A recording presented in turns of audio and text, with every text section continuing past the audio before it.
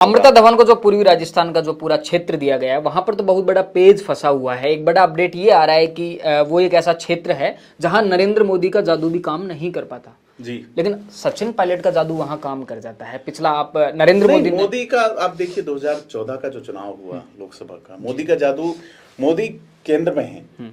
विधानसभा चुनावों में जी, विधानसभा चुनाव स्टेट के मुद्दों पे होते हैं।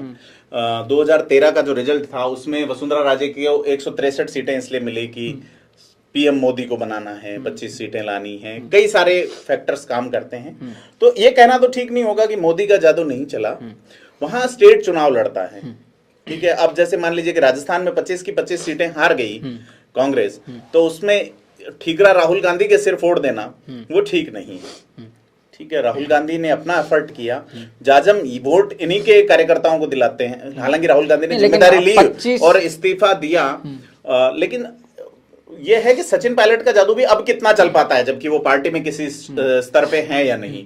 तो ये तो एक कयास या प्रिजुडिसनेस होगी कि हम किसी को ये कहें कि उनका जादू चलता है और उनका नहीं। अब जो अपडेट आ रही है कि उस क्षेत्र को साधने के लिए जो पूर्वी राजस्थान का भरतपुर संभाग है और उससे लगते हुए जिले हैं जैसे कि दौसा हो गया, सवाई माधोपुर हो गया, अलवर जिले का कुछ हिस्सा हो गया, अमित शाह खुद अब कमान संभालने वाले हैं। कांग्रेस ने भी तो ये किया है, कांग्रेस ने ये कह दिया कि हम SC/ST जो हमारी वहां पे MLAs के खिलाफ एंटी इनकम्बेंसी है तो हम 70% टिकट जो है वो बदलेंगे। राजस्थान में करीब क्या एग्जैक्ट 59 सीटें 200 में से 59 सीटें SC/ST की है, जिसमें से 34 शेड्यूल कास्ट के लिए रिजर्व है और 25 सीटें ST के लिए रिजर्व है। और इनमें 70% टिकट बदलने का मतलब है कि कांग्रेस इन सीटों पर बहुत शिद्दत से फोकस कर रही है। आप ये देखिए कि SC की 2 सीटें RLP ले गई, ST की 2 सीटें BTP ले गई, बीजेपी। तो अब यह है कि स्कोर वोट बैंक को किस तरह से साधा जाए, ये एक्सरसाइज शुरू हुई है। और ST वाला बड़ा जो हिस्सा है, गाजी निजामुद्दीन को जो 51 सीटें दी गई है उनमें 17 सीटें ST की है, यानी 1/3 सीटें काजू निजामुद्दीन को दी गई हैं। वहां पे 2 सीटें BTP के पास हैं, 1 निर्दलीय है। वहां पे कांग्रेस और बीजेपी, मतलब कुल मिला के 8 और 7 का इस तरह करके एक बड़ा क्षेत्र उनको दिया गया है। तो आप जैसा कह रहे थे कितनी सीटें बदली जाएगी, तो टारगेट 59 पे काम किया जा रहा है और उसको लेके एक कांग्रेस के बड़े नेता यहाँ आए भी हैं और उस पे एक्सरसाइज चल रही है कि SC/ST इलाके में हम जो एंटी इनकम्बेंसी है उसको खत्म करेंगे। अब देखना है कि बीजेपी इस पे कैसे फोकस करती है, जबकि बीजेपी के संगठन में SC को ज्यादा तरजीह फिलहाल नहीं दी गई है। तो क्या वो संगठन प्रभारी SC का लाएंगी बीजेपी? चंद्रशेखर जिनका जन्मदिन है, क्या उन्हें बदला जाएगा या वो और कोई बड़ी जिम्मेदारियों में SC के बड़े नेता, क्योंकि कैलाश मेघवाल अपनी नाराजगी सीधे तौर पर जता चुके हैं।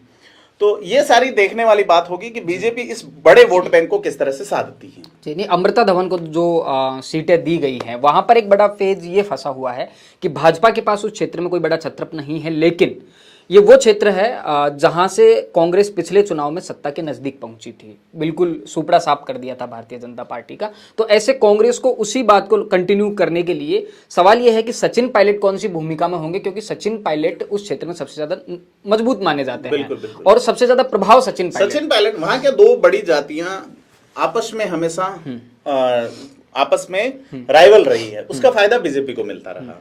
तो आप ये देखिए कि गुर्जर और मीणा का जो क्लैश था, सचिन पायलट ने उसे खत्म किया। जनरल की जो सामान्य सीटें थी, सामान्य सीटों पे उन्होंने मीणा कैंडिडेट उतारे हैं, तो और वहां से जितवाए भी हैं। तो ये एक 2 जातियों के बीच समन्वय स्थापित करने में सचिन पायलट सफल हुए। क्या वो फैक्टर अभी भी चलेगा?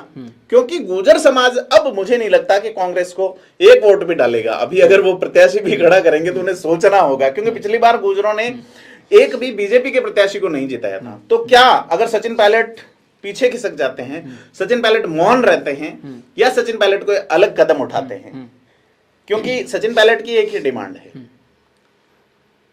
कि उनके बताए काम हो, उनके वो हुए नहीं, और उन्हें होने मुझे एक सम्मानजनक भूमिका दी जाए। नहीं, भूमिका की बजाय उनकी डिमांड जो ऑन रिकॉर्ड है वो ये है कि इन विषयों पे काम हो जो होने लग नहीं रहे। क्योंकि जब भी वो मांगते हैं, अशोक गहलोत उन्हें मानेसर याद दिलाते हैं, कोई ऐसा शब्द कह दिया जाता है जो सीधा उनको कचोटता है। तो ये लड़ाई साफ है, सीधी है। प्रताप सिंह खाचरेवास के बयान का आप जिक्र कर रहे थे, उन्होंने कहा कि हमारे तो कोई पंगा नहीं है, हमारे तो कोई प्रॉब्लम नहीं है।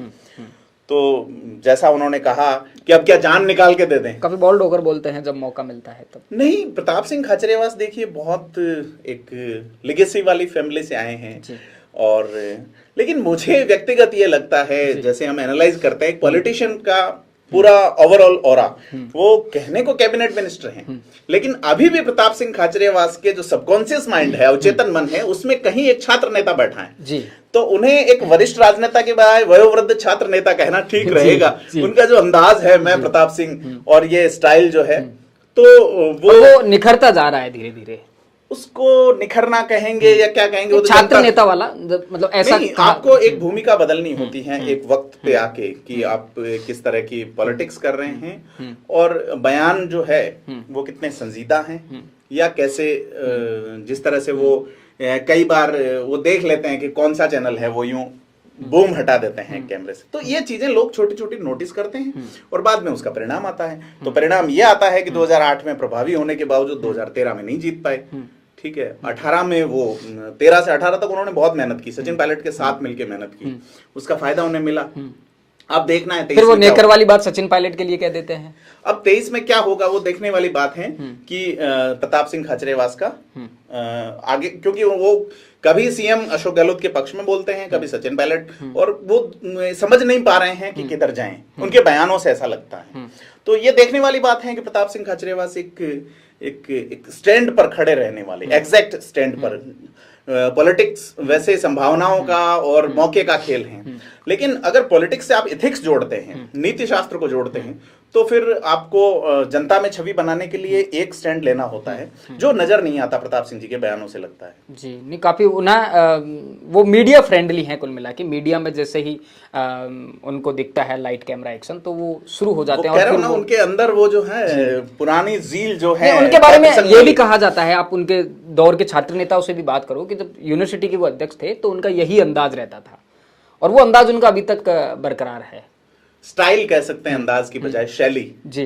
तो शैली उनकी है, लेकिन उसका प्रताप सिंह को कहीं ना कहीं लॉस है कि आप इथिक्स, पॉलिटिक्स विथ इथिक्स, उस पे आप कहीं बैठे हैं या नहीं बैठे हैं, ये सीधा सा नजर आता है वहाँ पे। तो तमाम मुद्दों पर आज वरिष्ठ पत्रकार और राजनीतिक विश्लेषक प्रदीप बिदावत के साथ में हमने चर्चा की। कल जैसे ही राजस्थान की सियासत का मौसम बदलेगा आपके साथ चर्चा में फिर जुड़ेंगे। राजस्थान से जुड़े तमाम मुद्दों को जानने और समझने के लिए देखते रहिए थिंक 360। धन्यवाद। हमसे कम पानी में दे सफाई बेशुमार, इसमें है नेचुरल ऑयल, ये कपड़ों के संग हाथों का भी रखे ख्याल, तो आज ही करें इस्तेमाल। ओसवाल, ओसवाल, ओसवाल। ओसवाल, हर रिश्ते का रखे ख्याल।